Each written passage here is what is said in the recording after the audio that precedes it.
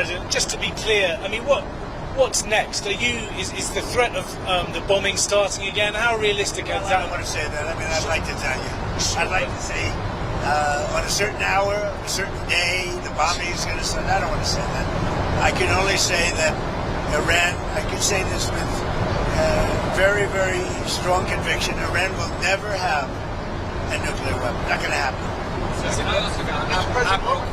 have no chance. What would the use be of repeating the bombing? You did it for 38 days. Well, no, we did. And you did not get the political changes in Iran. No, I had a total military victory. But the fake news, guys like you write incorrectly. You're a fake guy, and guys like you write about it incorrectly. We had a total military victory. We knocked out their entire Navy. We knocked out their entire Air Force. We knocked out all of their anti-aircraft weaponry. We knocked out all of their radar. We knocked out all of their leaders, number one, and then we knocked out all of their leaders in the 2nd Division, and we knocked out numerous of their leaders in the 3rd Division, and they're very confused. We've had a total victory, except by people like you that don't write the truth. You know, you should write. I actually think it's sort of treasonous what you write, but you and the New York Times and CNN, I would say, are the worst. Right. On another war. You should know better, Dan. You know, you're a professional. You know better. Your editors tell you what to write, and you write it. You should be ashamed of yourself. Subject of another war. Is there any? I actually think it's treason when you write like they're doing well militarily and they have no Navy, no Air Force, no anti-anything. By the way, we knocked out 85% of their manufacturing for the missiles. We knocked out everything. We haven't knocked out other than one bridge that we did because they misbehaved. But we have bridges we could knock out. We could knock out their bridges and their electrical capacity within 2 days. We could knock out the whole thing. And then I read the New York Times and they act like they're doing well. And everybody knows that. That's why your subscribers are way down. You know, the Times subscribers are way down because it's fake news. Discuss. Admiral Cooper of CENTCOM was asked yesterday about the strike on the girls' school on the first day of the war. Oh, it's under investigation. You're talking about the original? Yeah, it was the only case of investigation at the moment into civilian casualties. I think we have a couple of things under investigation, but that is under investigation. Are you able to confirm yet that it was a US missile? Who you with? BBC for the radio. Fake BBC. You mean the ones that put AI in my mouth?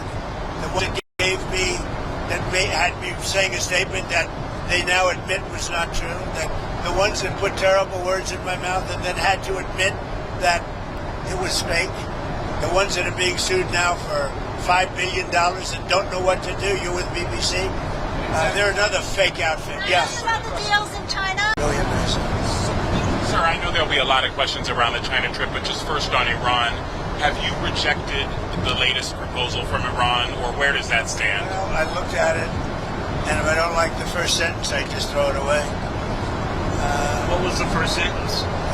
An unacceptable sentence. Because they're fully agreed, no nuclear, and if they have any nuclear of any form, I don't read the rest of it. So 20 years is not enough for you, it's got to be a permanent... No, 20 years is enough, but the level of guarantee from them is not enough. In other words, it's got to be a real 20 years, not a big one. You've got to get all the fuel out and no more production. We have to get everything, but we're not even talking about, I call it the nuclear dust. Came up with a term which seems to have caught on. I'm talking about it because they would not remove the... And they said that they can't remove it because they don't have the technology to remove it. Well, they don't have the type of tractors. They say the only one, they told me directly, they said the only one that can remove it is China or the U.S. We're the only ones with the equipment. They said you were right. It is a complete obliteration. With that being said, I want to get it. And they agreed to it, but then they took it back, but they'll agree to it eventually. Mr. President, did President Xi make any firm commitment to put pressure on the Iranians to reopen the Strait of Hormuz? I'm not asking for any favors, because when you ask for favors, you have to do favors in return. We don't need favors. We've wiped out their armed forces, essentially. We may have to do a little cleanup work because we had a little month-long ceasefire, I guess you'd call it, but we have a blockade that's so effective. That's why we did the ceasefire. We really did the ceasefire at the request of other nations. I wouldn't have really been in favor of it, but we did it as a favor to Pakistan, horrific people, the field marshal, and the prime minister. But no, I mean, President Xi and I agree on many things, and we agree very much on trade. We're going to be doing a lot of trading. Our farmers are going to be taking in. I mean, our farmers are going to be very happy with the deal we made. Is your instinct that he will put pressure, that he will try and get them to do more? Ask him to put pressure because I don't need favors. I think he will. I think automatically he'd like to see it opened up. He gets about 40% of his energy or his oil from that, from the strait. We get none. We don't need it. Mr. President, We brought it up. The denuclearization. I talk about it all the time with Russia and with China, and it did come up. We did discuss it. and what did you conclude? I don't know. I got a very positive response since the beginning. We're going to be together 4 times potentially this year. We have the G20, which he wants to come to, which I'd like him to come to. It's going to be in Miami. It's going to be in Doral. And it's going to be, I think, very good. Much more important if he's there. And so you have the G20. We have one that he has, as you know, in November in China. He's asked me to be there. I'm going to try and be there.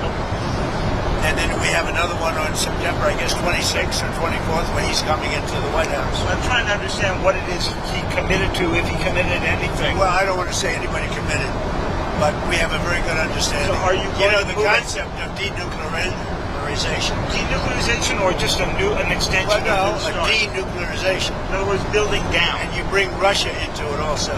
But the concept of that is something would be very good.